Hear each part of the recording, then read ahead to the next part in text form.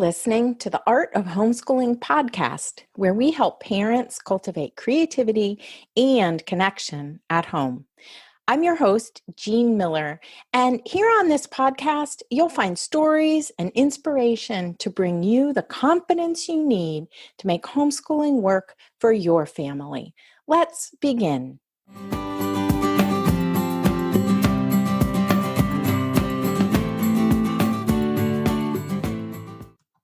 What's your opinion? Is teaching more art or science?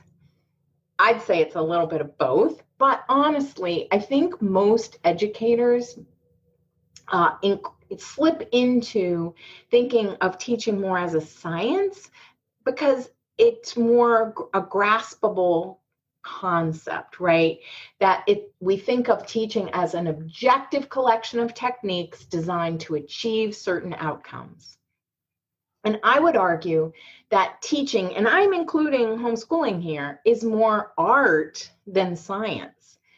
More like a practice of creation that we, the parent teacher, want to immerse in fully as an artist. Hey there, and welcome to today's episode, Homeschooling is Really More Art Than Science, where we're exploring these ideas about the art of teaching. I have 3 tips to share with you today to help you become a true artist in your teaching and hone your craft. We'll get to those in just a minute. To start off, I want to say that art and science are I see them as really just 2 different ways of understanding the world around us, right? And they're probably more similar, or they go together quite well, and they're more similar than we might think. But I do see 2 differences between art and science that I want to point out. And the first is that art is thought of as subjective, whereas science is objective, provable. And the second perceived difference is that art is expressive, while science is more like a system of acquiring knowledge and carrying out procedures. So art is subjective and expressive, while science is objective and analytical. And while I think many of us know that teaching is more art than science, we still get caught up in the expectation that if we do certain things with our children, like follow the curriculum as planned, teach the lesson as it's written, then the learning will happen in predictable ways. We think of knowledge being acquired kind of like the scientific method, right? Where we introduce certain actions and expect knowledge to be methodically acquired as the outcome. And there is some truth to that, of course. There are teaching strategies and practices that bodies of research have shown to be effective or more effective in enhancing learning. But the art of teaching is more about embracing the truth that each and every homeschooling lesson is unique, unpredictable, and unrepeatable. It's like a shared experience between parent and child in a homeschool setting. As teachers, we really want to bring our full selves to the lessons with a sensitivity to beauty and to honoring human connection. To be a good teacher, we each want to discover our unique gifts and learn how to use those gifts in our teaching. This reminds me of when I would take my kids to the Cleveland Playhouse for a student matinee to see a live performance on stage, one of my favorite homeschooling activities as a mom. And oh my gosh, we saw so many plays, Shakespeare and, comedies and tragedies and mysteries and all kinds of plays. And before every performance, an educator would come out on stage to introduce the show, and they would say something like this: "This is a live performance. And while the actors and actresses have rehearsed their lines and practiced this show many, many times, this particular performance that you're about to see today has never happened before and will never happen again in the same way. This is a unique experience that will only happen just this once. That announcement always took my breath away. And it was a wake-up call, really, that this moment is all there is. This moment matters. Calling attention to the fact that this performance is unique and makes a difference in its contribution to the world, right? Can you tell how much I love live theater? All right, back to our discussion here. So for many of us, the science of teaching is a bit more appealing, or maybe more graspable, or kind of our default, right? It seems to address how the teaching should go. We wonder, okay, what should we prepare and then do and say so that our children learn what we want them to learn? We want it to be analytical and predictable. But let me just invite you to step into the art of teaching, where we see true teaching as the unique way the lessons unfold.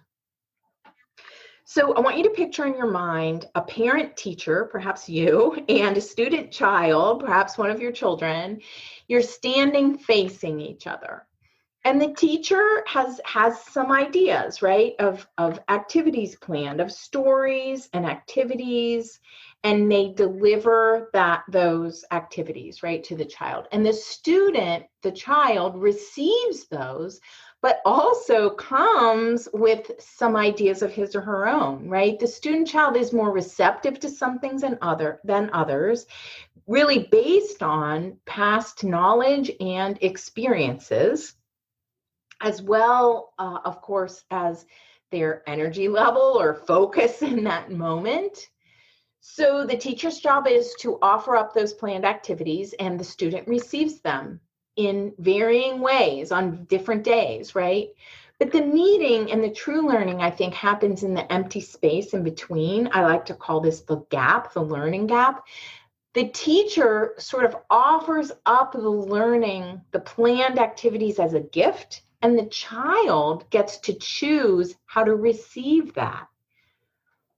So often we think, right, if we find the right curriculum, we're golden, right? Everything will suddenly start to flow. But the truth is that it's really not possible, and you know this, right, deep down inside, but it's really not possible to pick up a curriculum that someone else wrote, deliver that, and be done. No teaching, honestly, anywhere works that way. Not in a classroom, in a tutoring situation, not in a homeschool. So I get parents asking me all the time, what curriculum should I buy? What curriculum do you recommend? My kids are these ages. What should I buy? And honestly, sometimes I say, it doesn't really matter. Just pick one. Because that's the truth, right? I mean, on the one hand, of course it matters.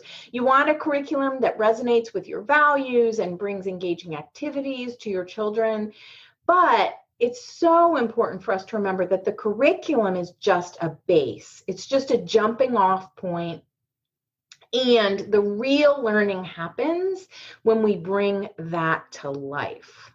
This is the art of it, right? We are creating something new that has never existed in the world before each time we bring a lesson to our children.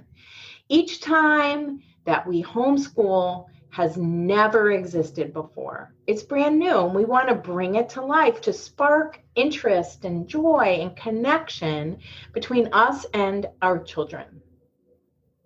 Curriculum is just a guide, even if you've created it yourself, which is the most customized you can get, right? A purchased curriculum can be a wonderful resource to have on our shelves, for us to be able to reference, to consult for ideas, but we always have to customize the curriculum to make it work for our children and our family.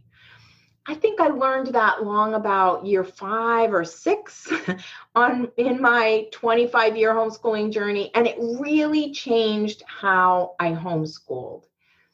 Because here's the honest truth. What we need is to make a simple plan and then show up and be present with our children so that we can let the art unfold, right? We need to surrender to let the learning unfold.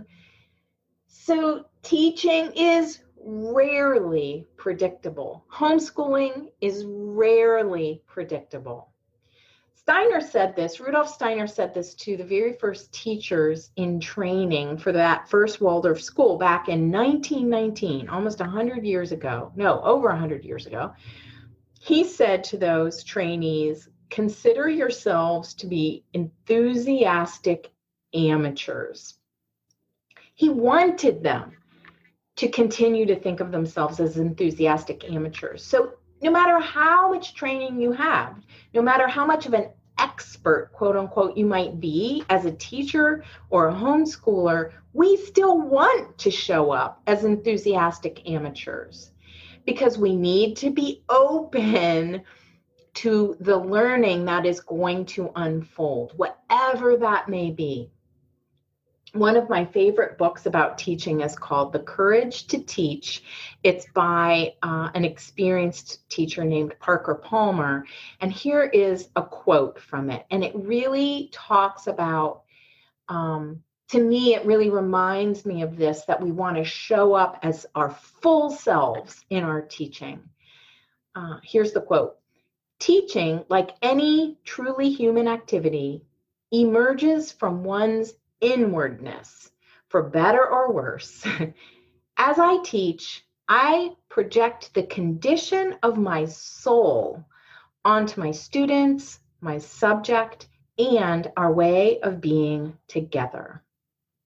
Oh, so powerful. So teaching is full of the known and the unknown, both. We get both, right? The teacher and the student really create the learning together. Different approaches work for different people. We need to mix and match and experiment, but we always want to remain that enthusiastic amateur. And all of this that I'm talking about here as the art of teaching is why I renamed my mentoring business The Art of Homeschooling. No one else can tell you exactly how to do this, right? It's that magical combination of you, the material you're teaching, your child, the environment, and so many other factors, right? The day, the season, the energy, everybody's energy levels, etc.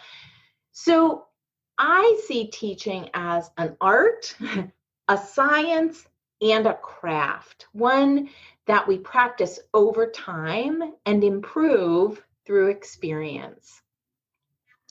But what I want you to remember today is that there's really an art to homeschooling, because as the artist in our homeschools, we engage, we create, we step back. You know, we're the artist, right? We create something, we step back and view it, right? Then we step back in, we try something different, we decide whether to keep going or take a break. We might go back in and decide to add a little more of this color or more of this texture, and then step back again and observe. We decide what we're going to do the next time we come to the table, because the real teaching and learning happens between us and our children. This is the art of homeschooling. All right, I have 3 tips for you today. Number 1 is embrace the art and craft of teaching. This idea is the idea of the art of homeschooling, right? Teaching is not just a science, but it's also an art and a craft. That's number 1. Number 2, see challenges as opportunities, right? True challenges are learning experiences. There can't really be learning without some tension and some friction. It took me a while to learn this one, to appreciate this one, maybe I should say. But we really want to see challenges as learning opportunities. That to me also speaks to that idea of being an enthusiastic amateur. We're not going to get there. We're not going to become the expert and then it's all going to go well. There will be challenges, and that's where the learning opportunity is. And then number 3 is find a community of practitioners, colleagues who will support you on your homeschooling journey, that you can walk with on your journey. So, number 1, embrace the art and craft of homeschooling. Number 2, see challenges as opportunities. And number 3, find a community of practitioners. So if you're looking for this kind of community of practitioners, this is now, I think we just celebrated 2 years of of Homeschool with Waldorf. It's a membership community for homeschooling parents. It's a monthly membership where you get a new masterclass with multiple video lessons. You can listen audio as well. Every month a new masterclass comes out. You get access to all the previous ones when you join. And we have weekly coaching calls with me and a super supportive group of homeschooling parents. So if you're interested, check all the details out at artofhomeschooling.com/homeschool with Waldorf. So what this looks like, this art of teaching, art of homeschooling, like I said, is going to be different in every setting and even day to day. We know this well, right? Because there are endless possibilities involved in teaching and learning. But all of them call for what I was referring to as an openness to the unknown, right? And for immeasurable quantities of love and commitment. So here's a great quote from Fred Rogers of Mr. Rogers' Neighborhood. It comes from the wonderful movie, Won't You Be My Neighbor? If you haven't seen it, I highly recommend it. And Fred Rogers said, love is at the root of everything. All learning, all parenting, all relationships. Love or the lack of it. What a powerful quote. And of course, we love our children.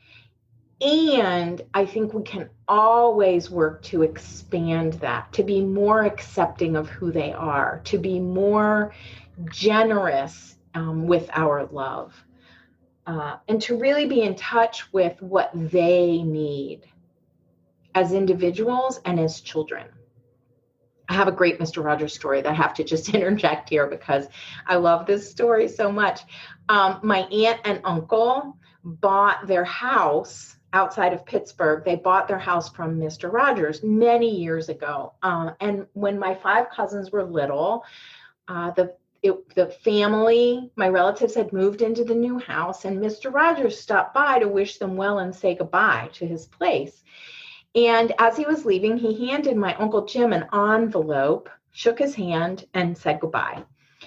So when my uncle opened the envelope, he found inside a $100 bill and a note that read, "This is for you to buy ducks for the pond because children need ducks on their pond." So sweet and so loving, so full of love and so in touch with children. And I think that's what our aim is, right? With our own children. Here's that quote again from Mr. Rogers. Love is at the root of everything, all learning, all parenting, all relationships, love or the lack of it. So I find it very interesting that Rudolf Steiner said something really similar to those very first teachers that he was training before opening the first Waldorf school. He said, "You will be a good educator if you endeavor to surround every individual pupil with sympathy, with real sympathy, with love." I think we forget about the love part sometimes in our homeschools, or we kind of take it for granted. And perhaps it's because we're more consumed by wanting to do this right, having this huge responsibility. And we often feel inadequate. I was there too, or less than confident, especially when we're new. It takes practice. And maybe it's because you haven't been trained as a teacher, or maybe because some days don't go so well. But what do we usually do then? This is the interesting part to me. When we're not feeling confident, we buy curriculum, and then we buy more curriculum. Honestly, it's the number one thing I hear from homeschooling parents who come to me for mentoring. They have all the curriculum already, but they still don't know what to do. So I just want to encourage you to be okay with that, right? Don't keep buying more curriculum because you'll find contradictions everywhere. What you want is to be able to embrace the unknown and move forward. So be sure to check out the show notes for this episode, where you're going to find all the quotes and tips to help you remember to embrace the art of homeschooling. Just go to artofhomeschooling.com/episode 8 and remember these 3 tips. Embrace the art and craft of homeschooling, see challenges as opportunities, and find a community of practitioners. Thank you so much for joining me today. And I hope that these ideas for embracing the art of homeschooling bring you a sense of joy and freedom and help you relax into the lessons so that you can be fully present with your children. That's all for today, my friend. But here's what I want you to remember. Rather than perfection, let's focus on connection. Thanks so much for listening, and I'll see you on the next episode of the Art of Homeschooling podcast.